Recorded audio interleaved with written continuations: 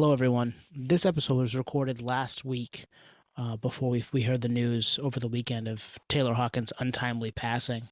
Our thoughts and prayers are with the Hawkins family, as well as the extended Foo Fighters family. And we mentioned the Foo Fighters a few times throughout the episode, and the music world will never be the same. We're all going to be sorely missing Taylor and the Foo Fighters the way that we knew them. Rest in peace, Taylor.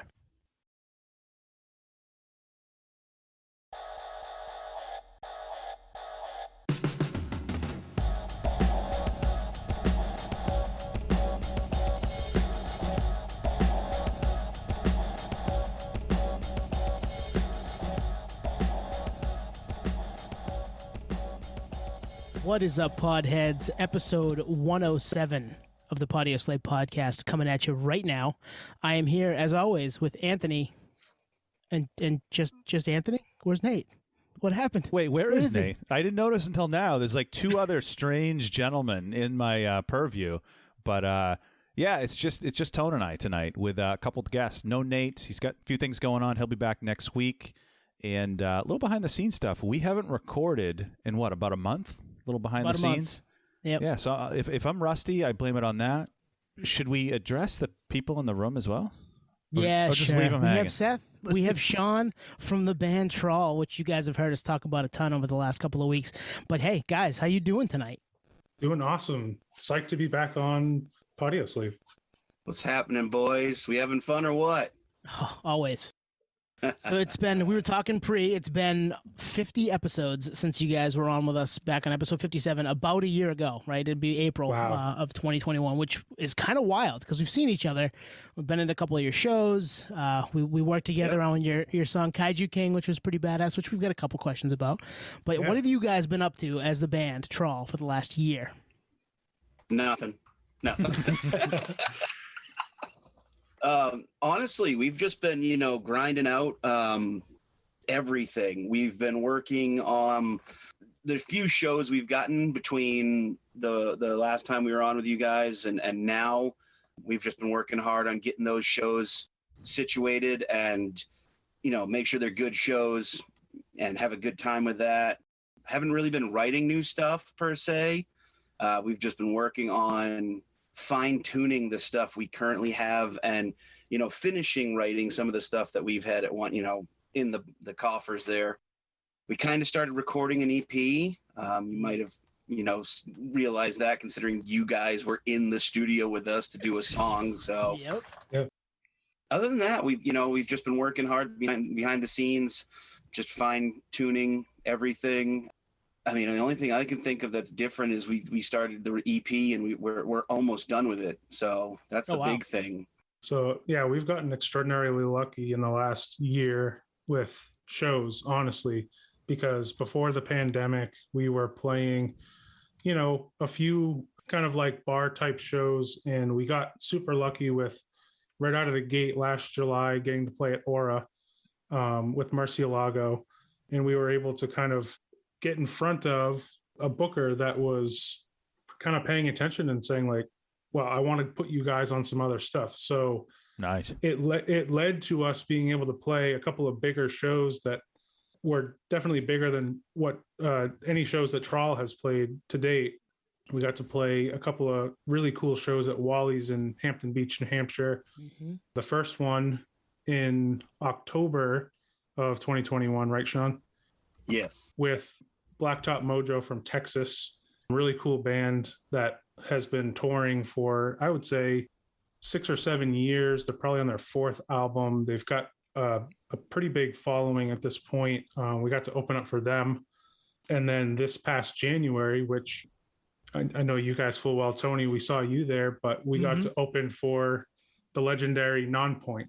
Nice. Which was just absolutely incredible. Definitely a bucket list for myself, and I know Sean and the rest of the band were just like ecstatic for an opportunity like that, to be able to play in front of their crowd, which we were, thinking, okay, well, if you're a Nonpoint fan, there's a good chance you might be a Trawl fan. So like, we just wanted to get in front of those people and just for the opportunity to play in front of a band like we've literally been fans of for over 20 years. Totally. I mean, Yep. so Yeah.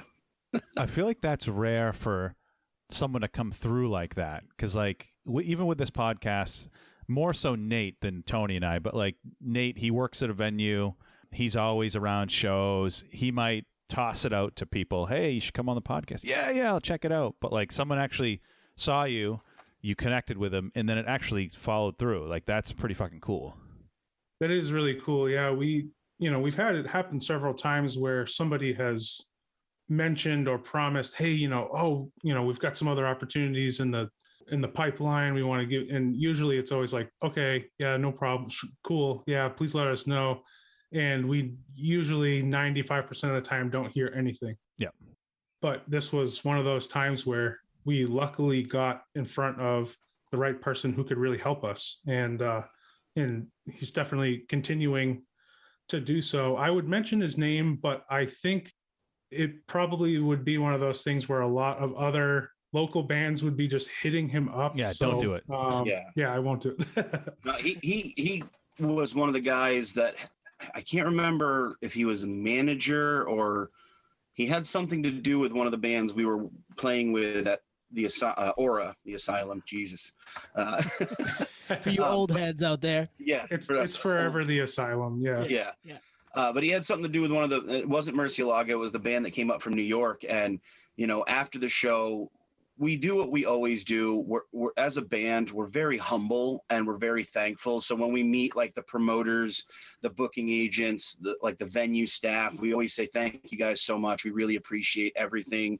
Thank you for giving us an opportunity to play on your stage. Because sometimes they don't get that, even though, they put on this crazy fucking show and they don't get that. I've listened to a bunch of your guys' episodes and you hear a lot of these guys who've booked shows like the Tattoo the Earth thing. Guy was basically just getting threatened all the time instead of like, thank you. And honestly, I think that's what really helped solidify this gentleman kind of connecting with us. And I mean, it was almost instantaneously that he started talking with us about future, prospective shows. And I mean, Blacktop Mojo was a great show. We got in front of a lot of people. It was super fun, especially because Blacktop Mojo is a little more Southern rock, and we're taking that funk metal moniker on, and just being able to kind of mix in with those guys. I know we got a lot of fans from that show, and then again, come up to Nonpoint. I've been listening to them since like 99, 2000. Like I have the first 5 albums, and I remember buying them like as they came out at Bull Moose or Strawberries, wherever we could go.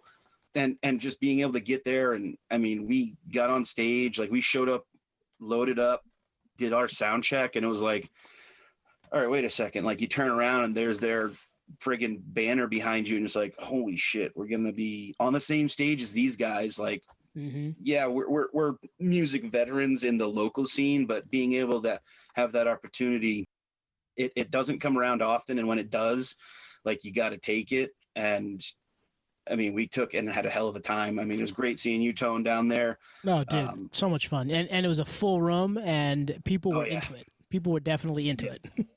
Well, and it was really nice to see some of our fans from like Maine had come down to Wally's and like came in as we started playing. They were singing, they were, interactive with us, and they got people around them to get more interactive and more into what we were doing. And it definitely, like, by the end of our set, I felt like the energy was a lot higher than when we started. And if you've ever been to a concert, which you both have, you usually know that first band, everyone's standing in the front row, arms crossed, just kind of, okay. Like they got the mean mug on. And I think it was like maybe second song, people were actually moving and dancing and jumping and stuff like that. It was really cool. It was cool to see you guys after the set. Because like Sean says, being nice to the promoter, making friends, making a connection, that's what you guys do. You were walking around, people were coming up to you saying, hey, can I get a picture? Where are you on Facebook? I mean, Sean, I brought down those Podioslave stickers, the ticket stub ones, and you're running around handing them to people. I'm just like, yes. Pod Street Team, baby. Yeah, it was. That's right. It's so cool. It's so cool when you can do one that.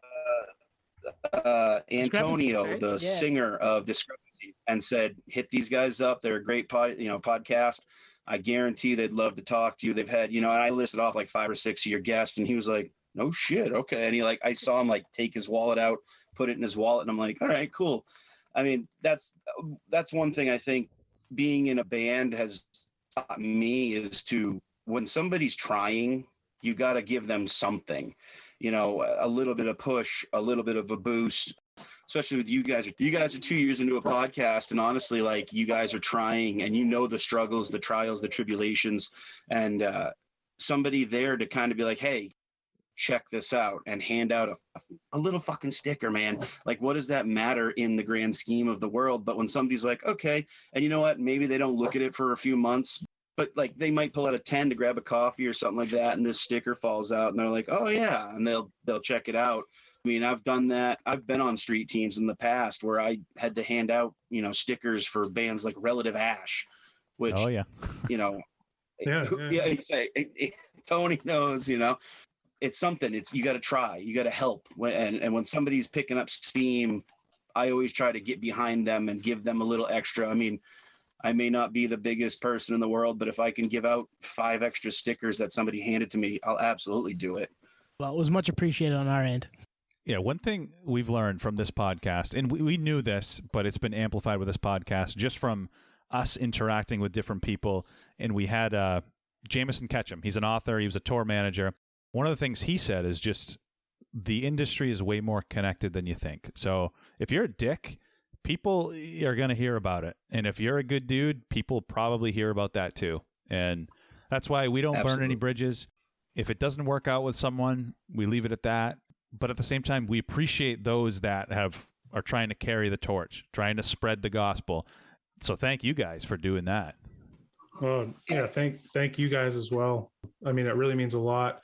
One of my favorite parts about playing shows, even though I'm kind of an introvert, I'm kind of one of those introverted extroverts when we play, because I love to meet the people who come out to see it, or new fans who just heard us for the first time and want, a picture or a CD or whatever. I'm happy to oblige, and I just love the connecting with people. And if our music somehow connected with them, I want to make sure I can provide them any moment that they want. I mean, that's one of the coolest things I think about playing local shows and being in a band that's quote unquote local is sometimes when you see a national band, the show and the production is just too big for them to even be able to have that connection at that point with the audience, because it would just be a mob scene, and it would be, it wouldn't be easy for either of them to really do. But for us, on the level that we are, we're just happy to meet everybody. So any shows in the pipeline? You get any summer shows? Any announcements to make? Any announcements you want to make on the Podioslave podcast right now? Yeah, actually, yeah.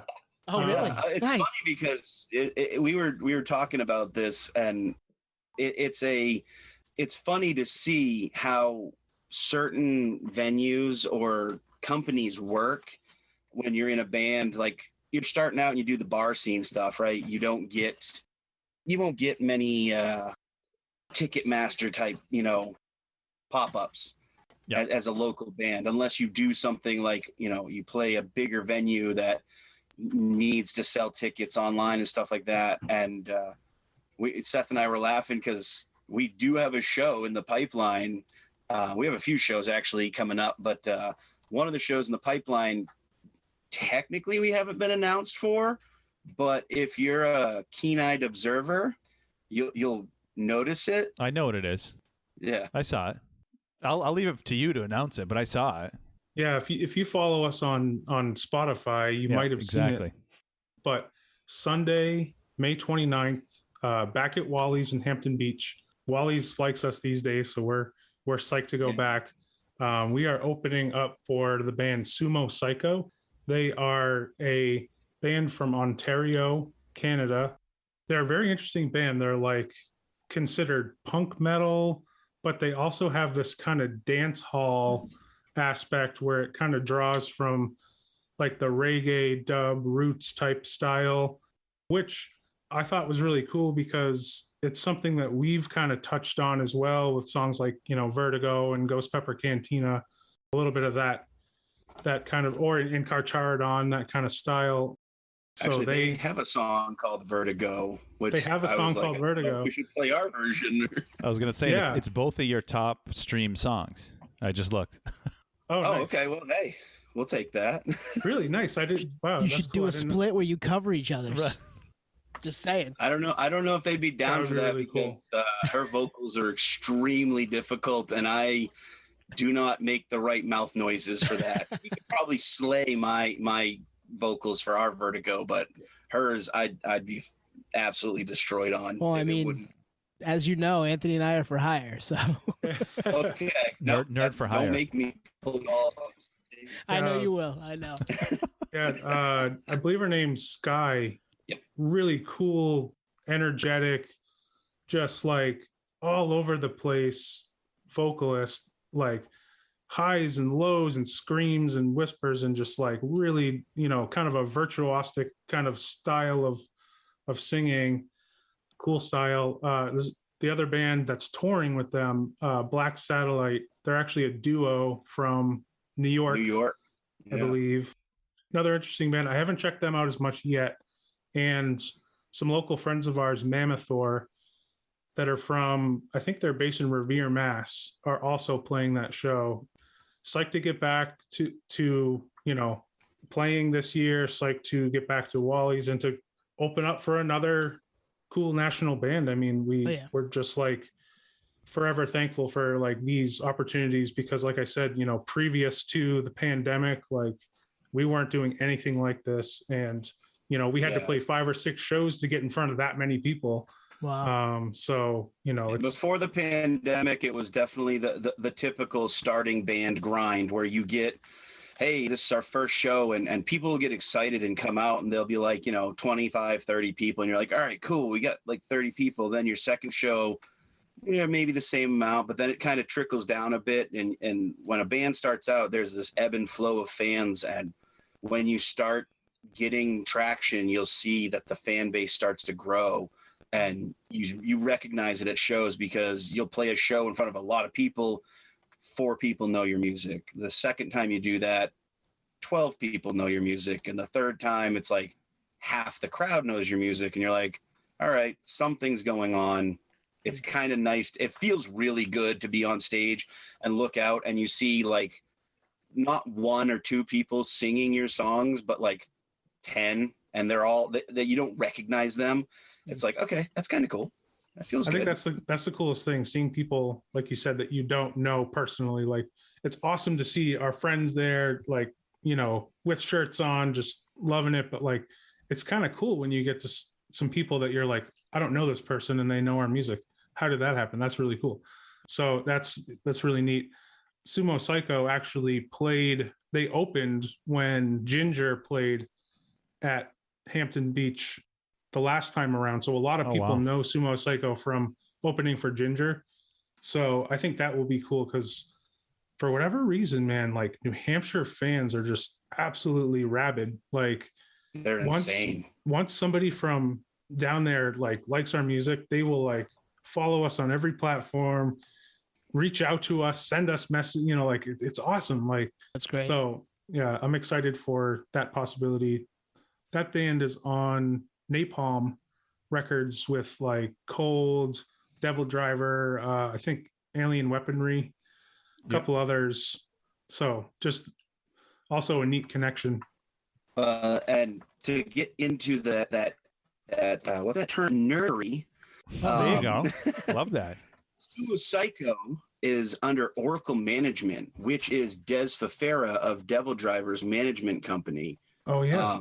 So that's something that I've got a little bit of knowledge of, just because I've followed a few of the bands that were under the Oracle Management banner for a while. And obviously I'm a huge fan of Des and all the Devil Driver and Cold Chamber stuff. So I had to kind of get in and follow what he's doing with that company. And long story short, I ended up getting followed by his dogs on Instagram.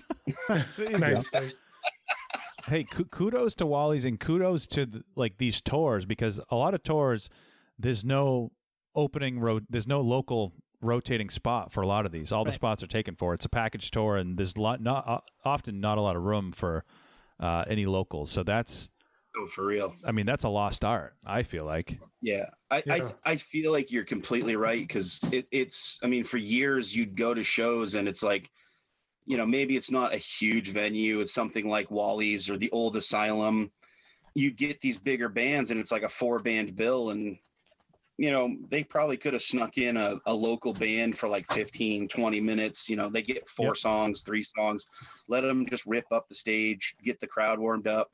And a lot of bands, they don't do it because, I don't know, maybe the tour package didn't work, or they just didn't feel like adding another, and honestly, as a local band, I don't ever anticipate getting paid or really anything from those bands when it comes to those big shows. And honestly, the crew at Wally's has been super amazing to us and with us.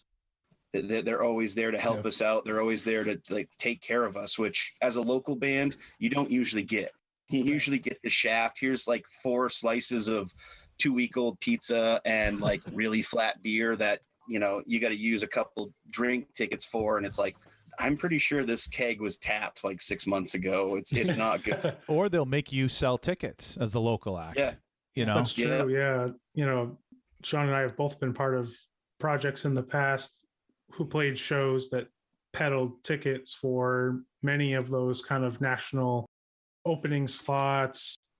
I remember doing that for like Power Man 5000 back in the day and a couple others. And those are tough because you feel like you're selling Girl Scout cookies. Like if you can knock on the door first of your friends, be like, hey, did you buy tickets yet? And they're like, oh no, I already got my tickets from the other local band trying to sell. So like, that's one thing that like we're also thankful for is like, and one thing that Sean and I said like early on, we're like, we'll try to play the best shows we can. We'll try to take the best opportunities we can, but we're not going to play Ticketmaster. We're not going to play pay to play shows.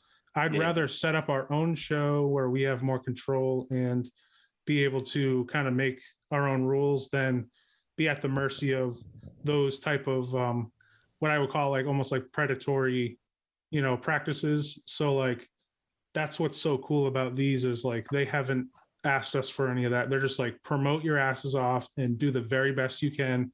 And we'll make sure that the show is awesome. And we're like, we'll absolutely do that. We will, hit the streets and tell everybody and do our best. And that's all they're asking. So like, yeah. And we know how you guys feel about Ticketmaster too, Yep. That's not lost on us. We appreciate what they're doing for us currently, but we know that we may or may not have sold our souls to the devil to work a little bit differently. But 2 things. The music business is hard. I mean, it is. Yes. Whether you're a band or somebody talking about a band, it's not easy to grab a foothold and climb your way up. And secondly, John Oliver on Last Week Tonight essentially stole our words a couple weeks ago. We did that a year ago. So thanks, John. Nice. So how is it? So you guys, I know you guys have been playing shows and playing in bands and shows for probably, I don't know, close to 20 years. And I know we've all been going to shows for that long. How is it, like, how would you compare shows back in the day from a playing perspective to now? What's changed? Because I can think of a million things from a fan perspective, and a lot of it comes from just being young and being naive and blind to anything going on. But what about from the stage view? Like, how's like smartphones? Have those changed the game? Yeah, I mean, they have and they haven't. Smartphones, like, they've definitely helped out. Like, technology is a godsend when it comes to like being able to promote or keep in touch with. I mean, just doing a podcast. Back in the day, you had to have like a full studio set up and record it to basically like doing an album. Where now you can literally use your phone to record a podcast. I mean, the first 5 or 6 episodes, Seth, we did it on our phones. Just our phones, yeah. Wow. Actually, I think it might have been more than that. Talking about Trawlcast, right? Which is the thing you started during the pandemic. Yep. But we started that on our phones, and from the stage, like cell phones, they definitely, you can notice them in the crowd. A lot of times as like the singer, from my point of view, I see them as long as somebody isn't looking down at their phone. I don't have an issue with it. You know, if their phone's up and like the camera light's on, whatever, they're getting a video, it's probably going to sound like shit because no phone can really record a live performance properly. It's like, you know, 4th of July, you see the people taking the pictures and the videos of the fireworks. It's like, no one wants to see that. Everyone is fucking seeing fireworks. They don't need to see your point of view of it because they saw a different point of view and it's the same fucking color, you know? And it's fireworks. We've all seen fireworks before. Right. Yeah, they all do the same thing for the most part. But I can see, you know, I've seen videos like David Draymond like yelling at somebody in the top row of an amphitheater, like, what's so important on your phone? And like Corey Taylor walking over and slapping a phone out of somebody's hands. I have felt that urge a couple times, mostly because I have seen that, like somebody's like, we're on stage, we're putting our asses on the line, you know, blood, sweat, tears, puke, you know, whatever.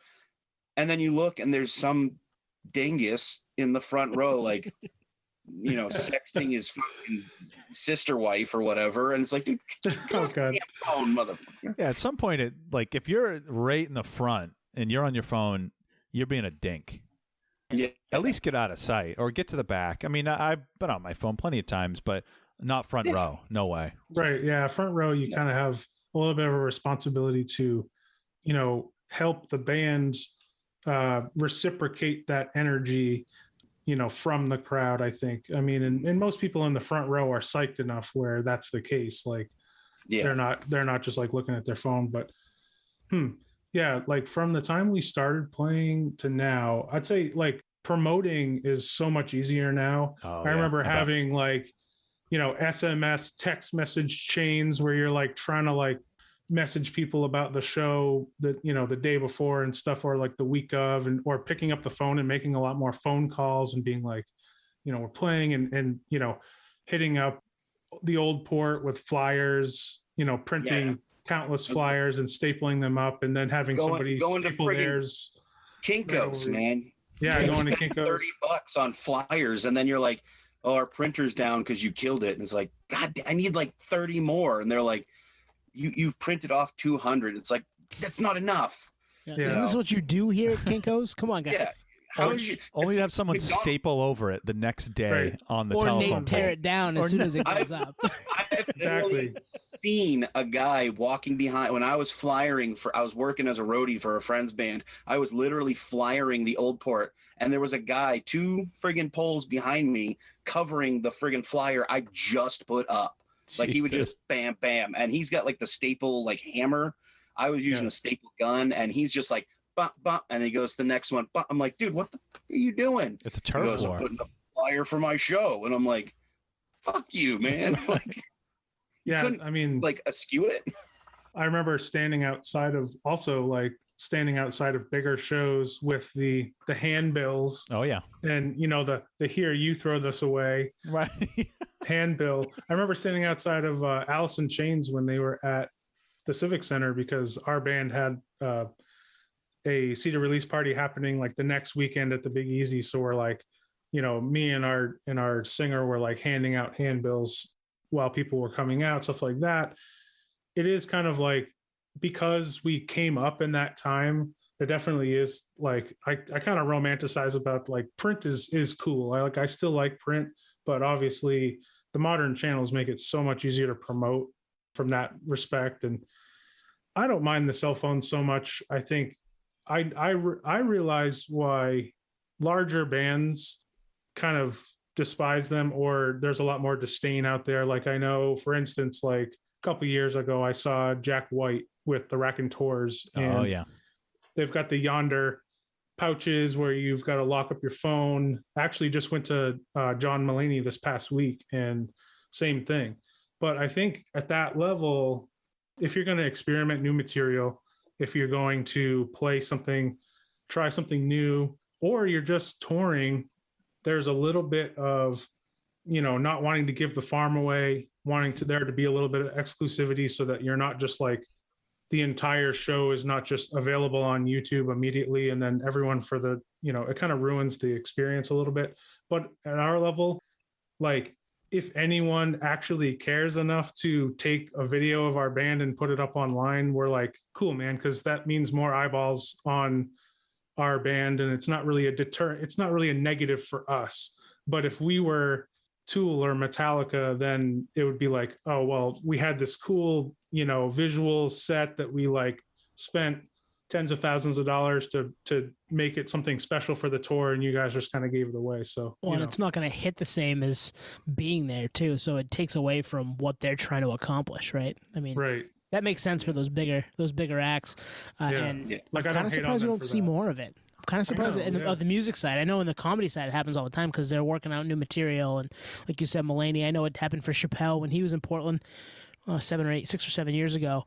And I was like, no, it makes sense because if he says something A that's going to get him in trouble, no one has any video of it. And B, if he's trying something new, he wants to see how people laugh at it. Yeah. Then it's not out on the internet 2 minutes later.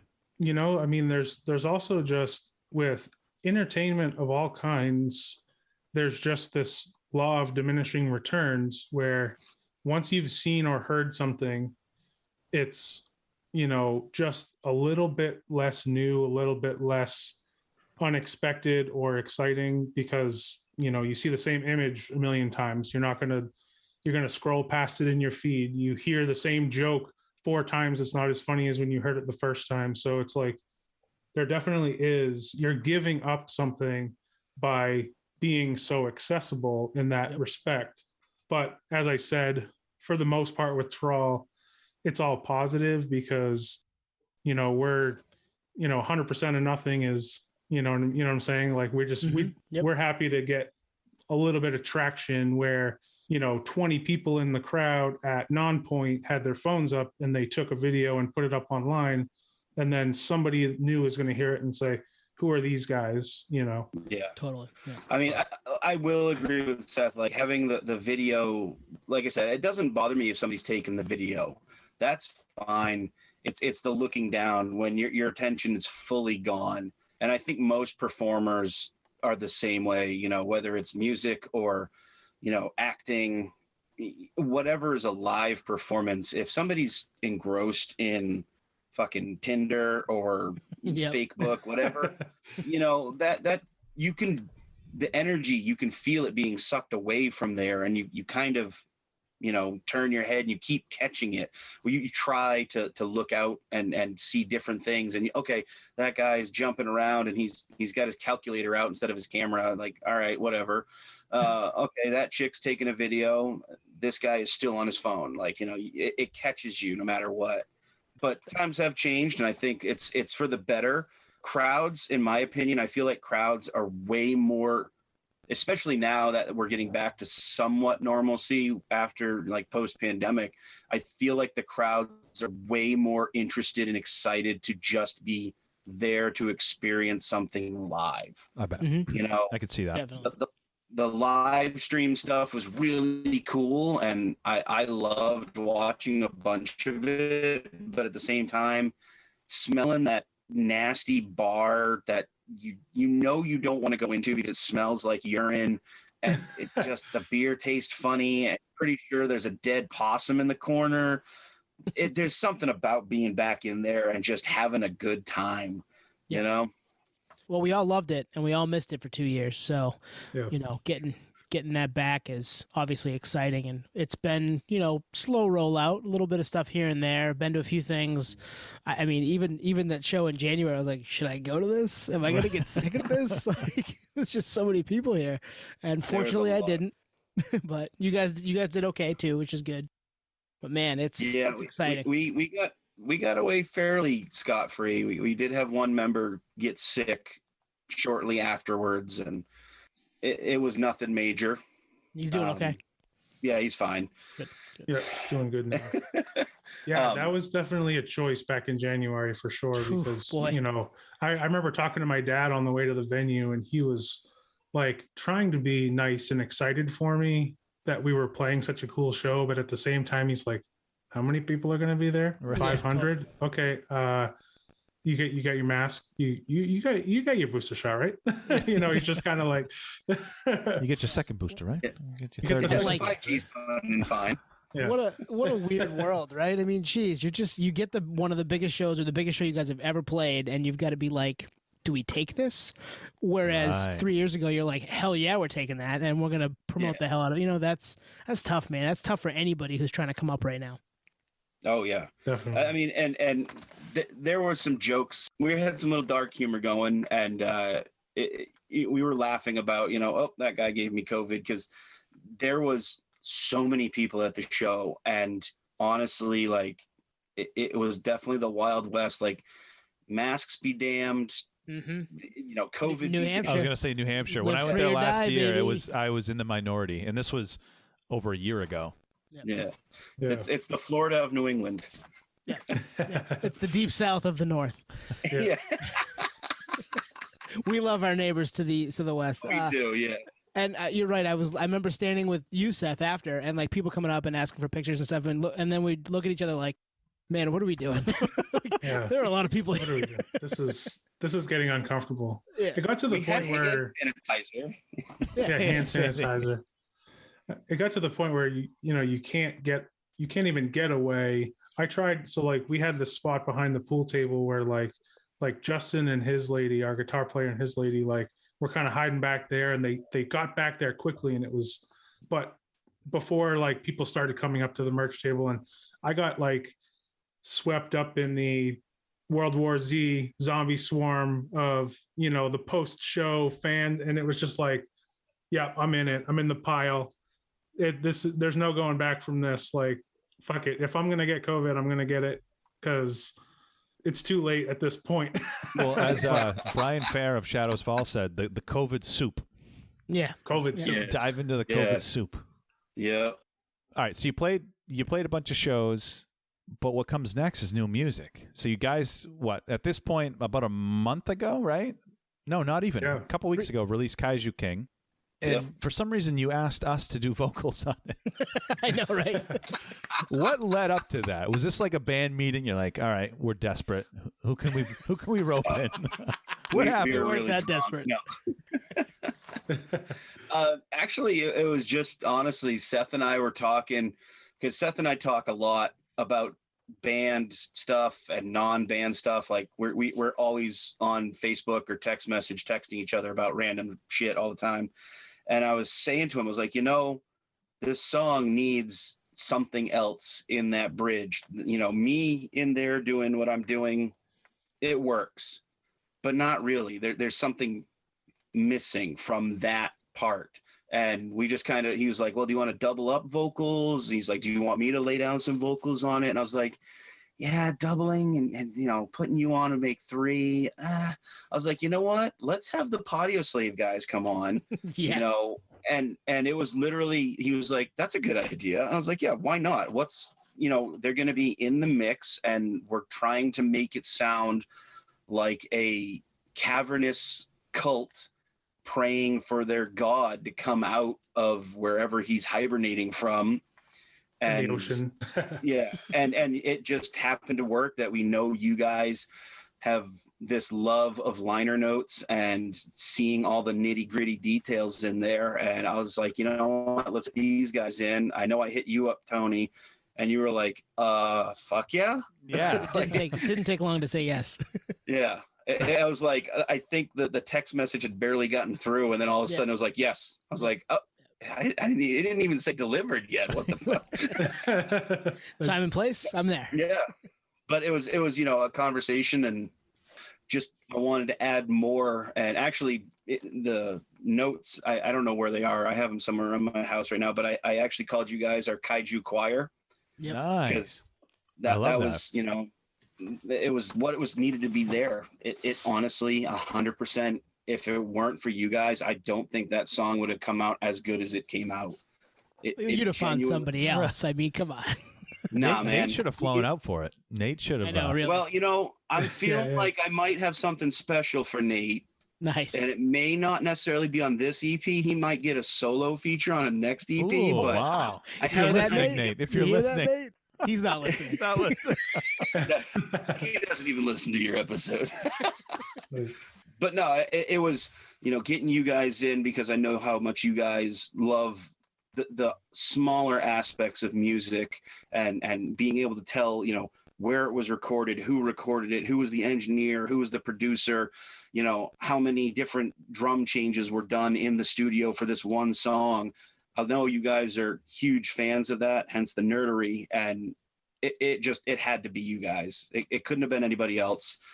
You guys came in and absolutely killed it. I mean, y'all got it. Great. It was fun. I mean, I'm going to speak for both of us. We love just the fact that we were part of it, but also to see it happen. Like I've never been in the studio like that. So to see it all come together, it's like, oh, I feel like I was backstage at a movie set. You know what I mean? You see the finished product, but you don't see everything that goes into it. So that was rad. Nice. Dreams come true, you know? It's like just even that, and like not even our part, the part where I think underneath that, Seth, you're playing the bongos, right? Yeah. And it's in there. Right.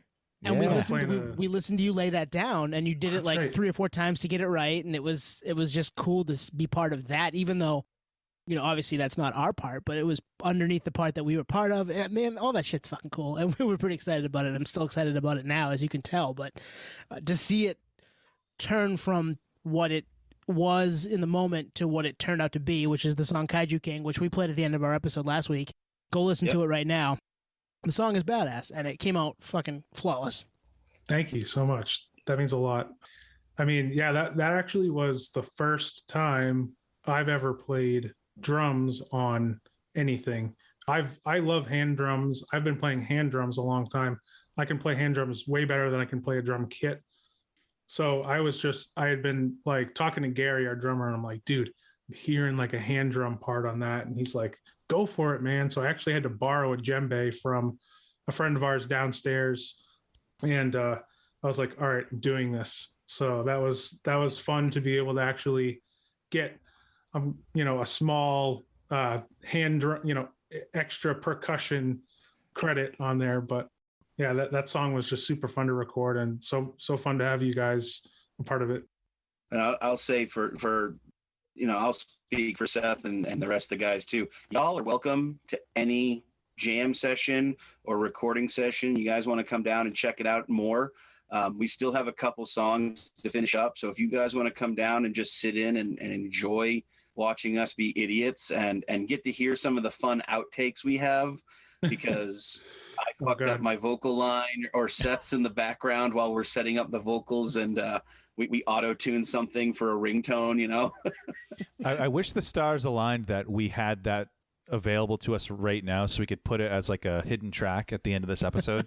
Yeah, right. I mean, before this recording, I was in our Dropbox with my headphones on, and I was listening to the tracks again, like taking some mental notes and writing some stuff down.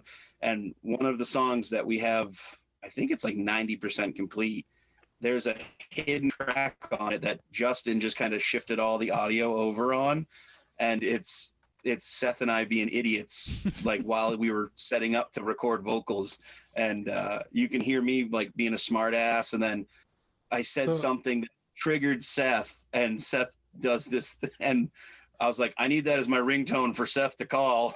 So you were talking about auto-tune, and so I started singing California Love, because I can't think about auto-tune without thinking about that, intro, which I don't actually think is auto-tune. It's that thing where someone's got it's like a mouthpiece piano thing where they're actually expressing like a vocal into like an air piano situation. Like a Korg or something. Yeah, like a chord type of thing. But I started singing California Love, so naturally Justin had to grab that and like actually auto-tune it. So it sounded like I was, I was in the track. So at the end of that track, there's like, I think he did it like 4 or 5 times. Like it goes the full clip, and then there's just Seth like 3 or 4 times. Like one's a little bit higher, the next one's a little bit lower, and you can hear me in the background like meowing like a cat and shit like that. It's when you're recording, sometimes you get a little crazy, and that's, y'all are welcome to come watch us be idiots. It's like a turn me up in the headphones, Yeah. I'm sure that wasn't natural. That was intended to be in there. Yeah. Right. All right. So what's next? You have Kaiju King, which would you consider that a single? Yeah, I think we're considering that's the first thing. Considering a single. I know like, so right after we finished Shark Pinata and put that out last March, we were writing Kaiju King, and I knew right away, like before the song was even done, I came up with the artwork for the single, and I was like, I don't care what we do next. I'm releasing this as a single so that we can share the artwork for it, like have its own moment and its own artwork. Just because I was like, this is fun. It's clearly like niche, and who the hell writes a song about Godzilla besides Blue Oyster Cult And Trawl.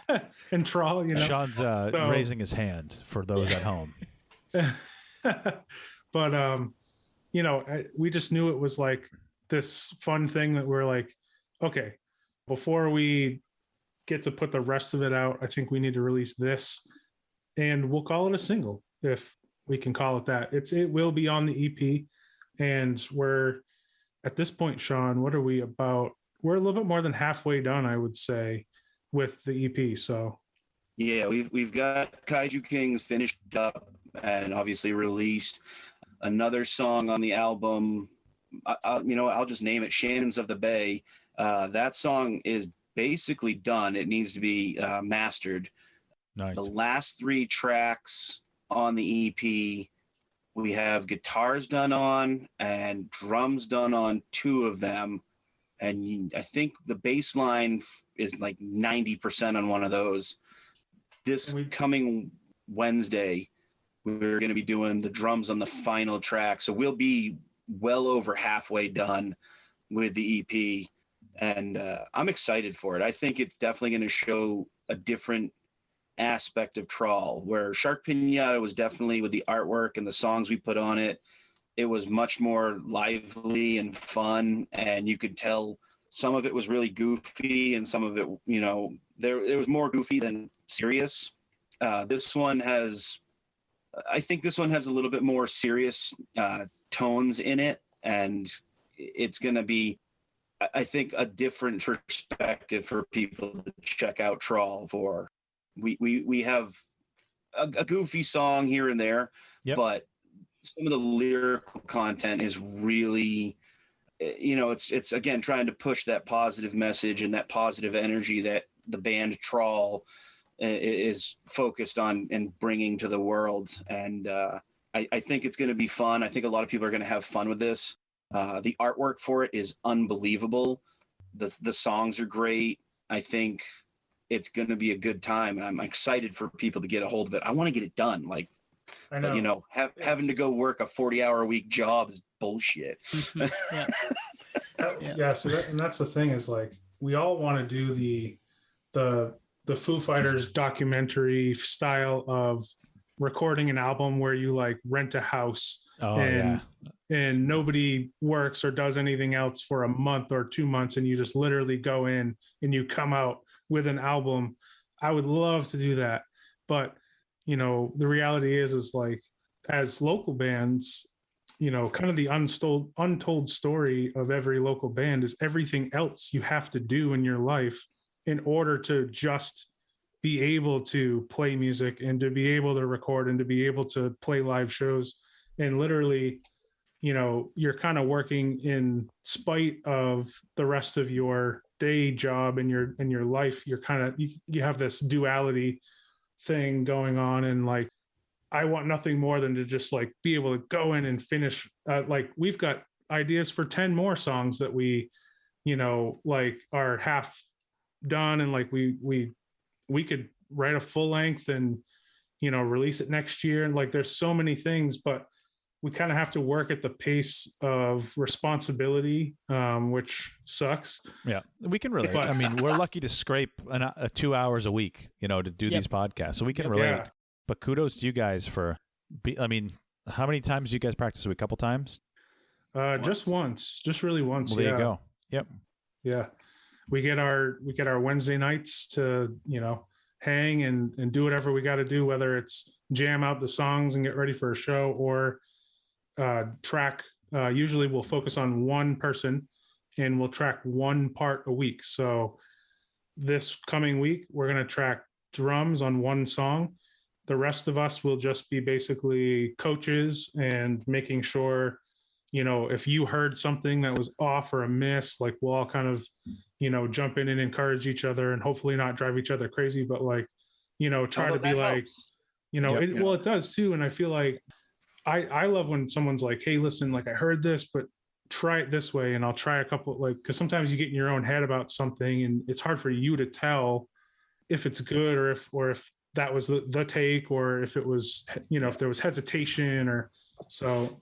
We're all kind of each other's coaches in that respect, Well, I've already told Seth we get a song that we're recording, and he has a vocal line on it. And I'll be honest, I said to him, "You better be fucking ready, because I'm gonna fucking work you harder than you've ever been worked." Like, it's something that I want pure.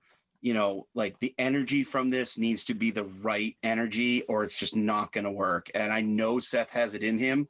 I've seen it, and I'm excited to get him to do this part the way I know he can do it, and the way we need it to be done. It's like Ross Robinson. He's like Ross Robinson has like his hand on your shoulder while you're singing. No, exactly. Yeah. Seth, are you excited for this? Because Sean is clearly excited for this. I'm kind of excited. So I'm always like the reluctant person on vocals, because like I always see like bass as my primary instrument. And I'm like, well, I'm okay at vocals. Sean is awesome at it, but I'm growing my confidence level. I'm growing, like every time I get a part, I work through it, and then once it's muscle memory, I feel really good about it. But until then, it's like really awkward. But on this one, I actually, most of the songs I'll do like I'll match and do like a doubling effect, or I'll try to do a harmony. But on this one, I'm actually screaming. So it's more like a Lejean from Seven Dust type of vibe. And so wow. I'm trying to channel Lejean a bit. So I think it's going to be a little more Cannibal Corpse, but we'll see. Oh, I don't know. So like, a little corpse grinder and so. Yes. George. Seth Corpse Grinder. Excited. Seth Corpse Grinder. Yeah. Nice. I'm excited.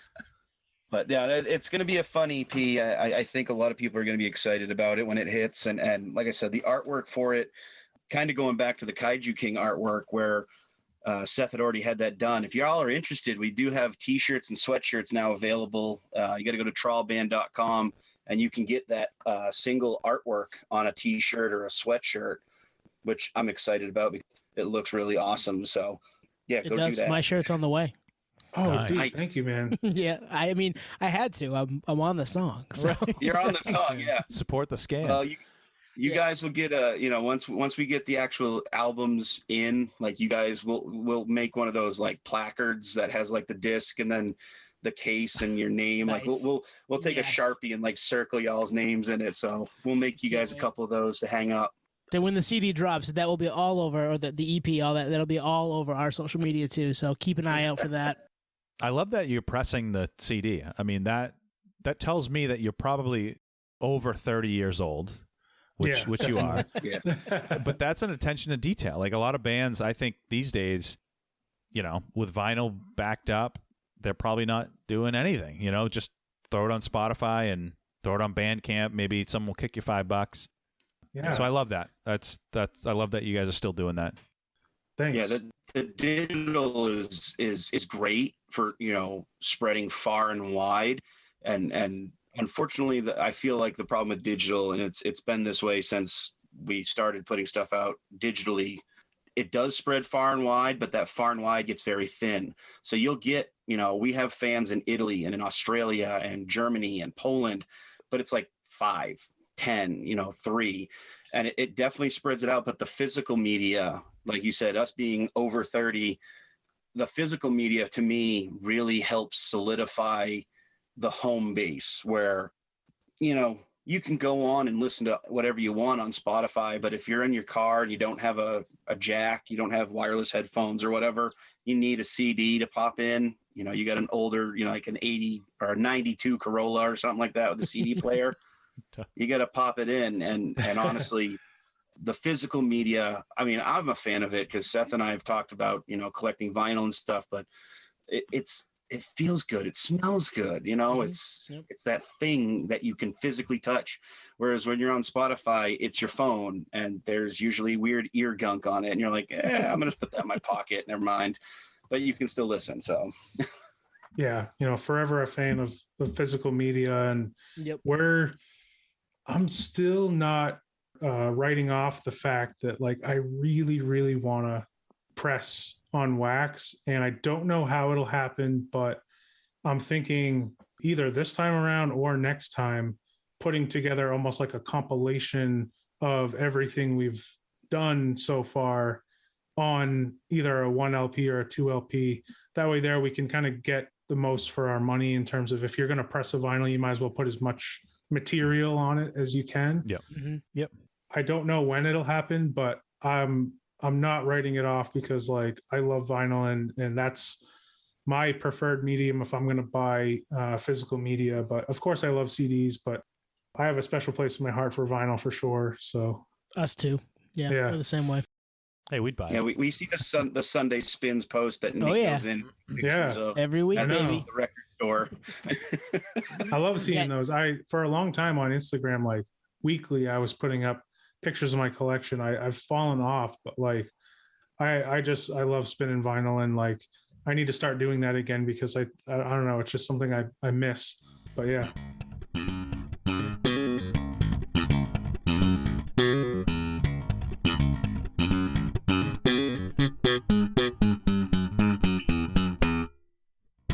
All right, we're going to do a little quick hitter segment with you guys to close it out here.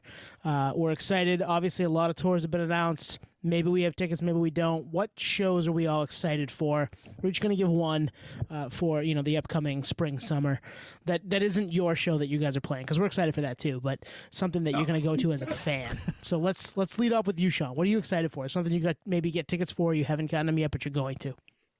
I actually already have tickets for this show. It is, again, I'm just like you guys. I have a very wide array of music I listen to, and I don't remember the date off the top of my head, but coming to Aura, I believe it's in May. It's the Reverend Horton Heat and the Coffin Cats. I love psychobilly. I love the Reverend Horton Heat. Coffin Cats I actually got to see at Gino's many, many moons ago, and actually like hung out with them after their show. They're super awesome guys, and I'm super stoked about that. I love the Reverend Horton Heat. Been a fan since probably, I don't know, 2000. Just a huge fan of his and all the stuff he's done over the years. So I'm beyond excited about this. I mean, I got my hair cut to try to, do a pompadour when I go to it, and all that stuff. Get your pomade, slick it back. I've got some pomade in the bathroom ready for me to grease it back, and I'm just stoked about that. Like, I love psychobilly, I love Coffin Cats especially, but Reverend Horton Heat you can't go wrong with. No, and Aura's an awesome venue. It's tiny. The sound's great. Like it's a cool spot for a show. I've been to one or two there. Yeah, same. All right, Seth, what do you got? All right, so this is a show that I don't have tickets for, and I'm kind of like praying that there's some opportunity happens in which I can go and not have like the nosebleediest seats ever. But I really want to see Red Hot Chili Peppers at Fenway Park in September. Oh, wow. I've always wanted to see them, never got the chance. They rarely make it to New England, and when they do, it's usually expensive and it sells out quickly. And I looked on this week, and pretty much the only tickets left at this point are the extreme, left field, right field, obstructed view, sideways kind of seats. And I've been in that boat before. I saw Pearl Jam that way a couple summers ago, and it was challenging to say the least. So if like a couple tickets fall off the back of a truck for that show that are like solid, I really want to go. I'm really looking forward to Unlimited Love coming out on, I think it's April 1st. So, new album. Yeah, literally later this week. So that's a band that I've always wanted to see. And I'm kind of definitely proponent of go and see those legacy bands that like may not be doing it for forever, for that much longer. Who knows, just because like you don't know how many chances you're going to get. Some of the younger bands hopefully will be around a while, so I definitely want to make sure I see them before they're not doing it anymore, because they've been touring since the mid 80s. That's crazy. Yep. Yeah. It's nice you say that, go see those legacy bands. It's almost like we have Nate here with us. You just channeled Nate, because that's something he would totally say. Nice. I was waiting for Seth to say 90s OG or in real time, because it hasn't been said this episode yet. Right. No one's been drinking. Well, Seth, the mental ROI of seeing one of those bands in real time and being fully present is now I'm hammered. Is an out of body experience. Nice. Yeah. How'd I do? String them all Hi, together. Nate. Hi, Nate. Hey, Nate. We love you, buddy. We love you, buddy. Drink for Nate.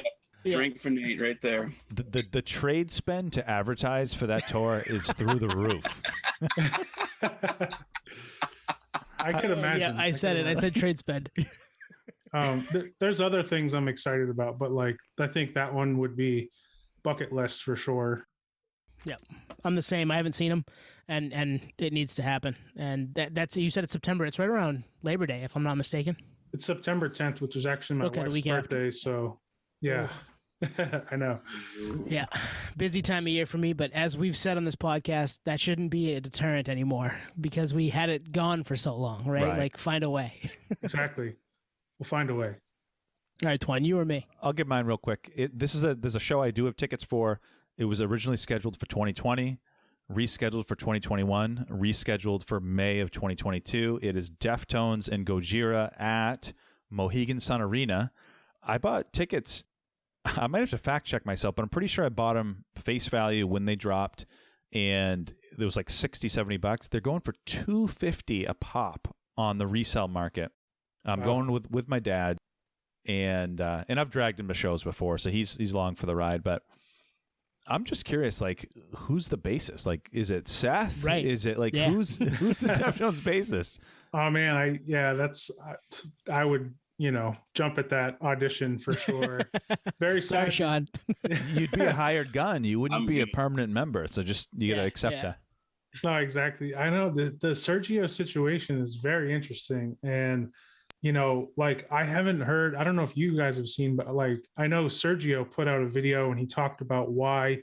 I haven't heard the Deftones respond to that situation and kind of their side of it, but it's very interesting. I think they should have gone the Robert Trujillo route of like with Metallica, just like giving him, the sign-on bonus and making him a full member from day one. Like that's what I would do if it was, because like, how do you know and if your band is all in unless like I don't know. But I know that like I say that like colloquially, but I know that there's a lot of business behind the scenes that like it's not always up to the band. A lot of times it's up to some other forces like management or whoever. But like, anyways, I just like the sentiment of like having everyone all in, like Trawl, 25% members, like nobody's getting like, a crazy portion of things. Like, not like we're making any money at all to begin with, but you know what I mean? You're saying it's not you is what you're saying. Right.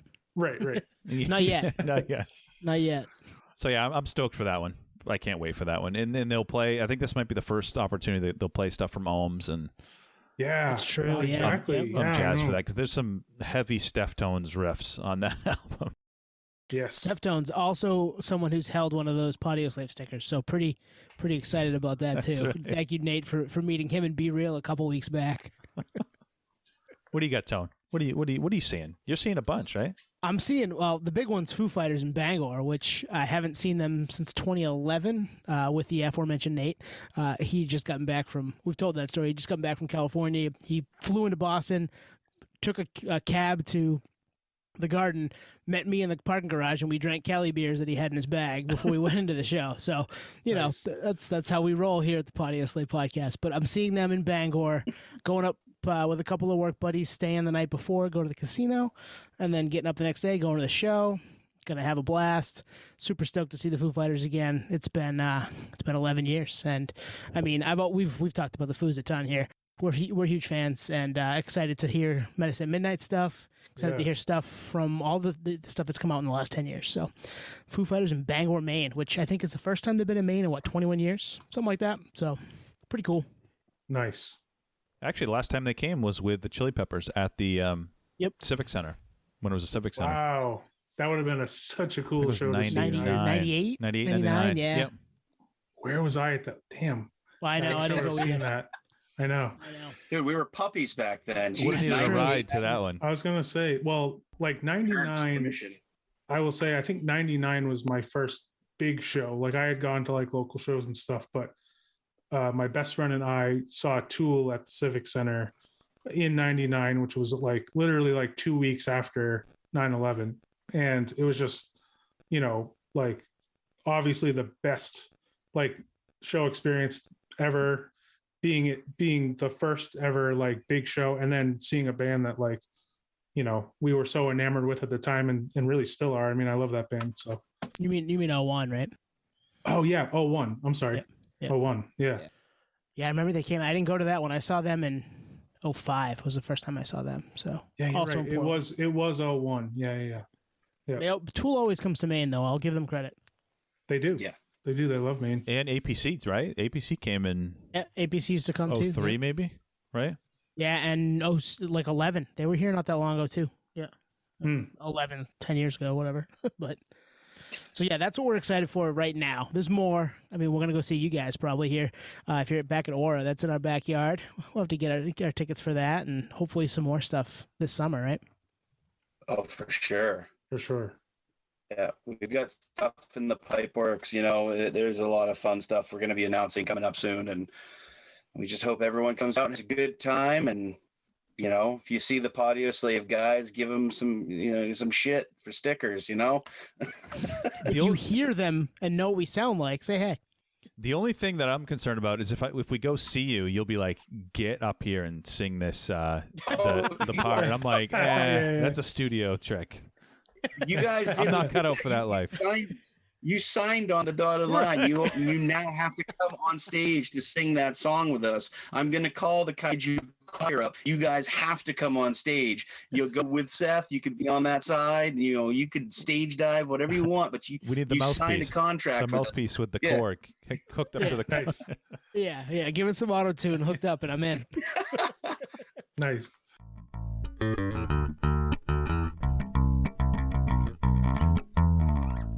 All right, guys. Where can you said trawlband.com? Trawlband.com. So Facebook.com/trawlband, Instagram.com/trawlband, Twitter.com/trawlband. It's all Trawlband. It's all Trawlband. We are on YouTube as Sean. What's Trawl Portland ME. If you go to trawlband.com, it has links to everything. It's basically the central hub. It'll take you to our YouTube page. It'll take you to the Facebook, Instagram, Twitter. We have 2 different merch sites working for us. One of them is a local one, which is basically Seth's, office. The other one is a company that prints on demand, and they've got a lot of stuff there. So trawlband.com for everything. And yeah, sign up for the newsletter. We have fun with that too.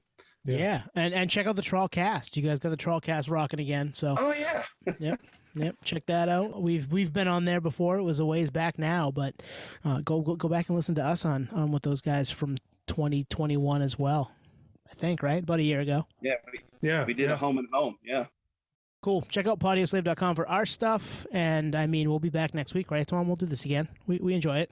Yeah, Nate, you coming? You showing up? You get the perfect attendance award? I was saying, who's this other guy in the camera over here? Like, he's been taking notes this whole time? Is that a secret? Our intern. The funny thing about that is Nate's book was going to be called Taking Notes, which turned into this podcast. So I love that you said that. Going to a show, taking notes, getting notes, an autograph, baby. Taking notes, listening to music, taking notes, and it all manifested to this.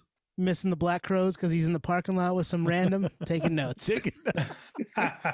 Is that what the kids call it nowadays? Taking notes. That's a little more of an R-rated story that I'll leave for other people to know. But You know, Podioslave after dark. There you go. There it is. Nice. I knew Nate, it was we coming, love you. man. Trawl boys, we love you. We're super stoked for what you guys are doing, and we'll be back at it next week as the Podioslave podcast rolls on. Peace, podheads. See you next week.